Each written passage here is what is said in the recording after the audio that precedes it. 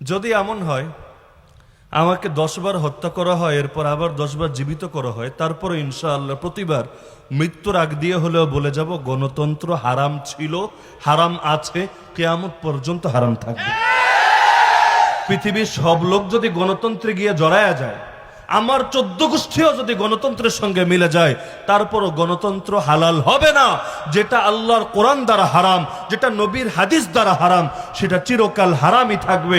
কেউ গ্রহণ করুক আর না করুক, তারপরও সেটা হারাম হারামই থাকবে। তা এখন এটার ব্যাপারে ভুল স্বীকার করার অর্থ হলো আমি এখন গণতন্ত্রকে হালাল বলবো। যেদিন আমি গণতন্ত্রকে হালাল বলবো সেদিন তো আমার নিজের ইমানই থাকবে না। আর আল্লাহ না করুক কোনোদিন যদি আমার মুখ থেকে এমন কোনো কথা বের হয়, সবাইকে সাক্ষী রেখে বলে যাচ্ছি, কোনোদিন আল্লাহ না করুক, আল্লাহ না করুক, আল্লাহ না করুক, যদি এই জাতীয় কোনো কথা বের হয় যে আমি কুফরের পক্ষে দালালি করা শুরু করেছি, আমাকে ত্যাগ করবেন, বয়কট করবেন।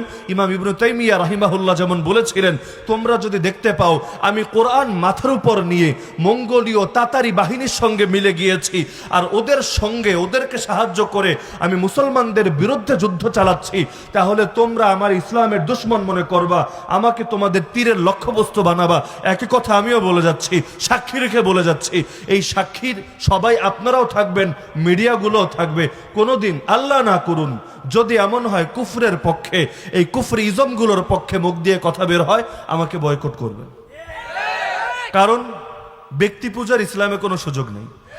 যতদিন হকের উপর কেউ থাকবে তার প্রতি মহব্বত থাকবে হকরে মহব্বত করার কারণে, আর কেউ যদি হক থেকে সরে যায় তার প্রতি কোনো মহব্বত থাকবে না।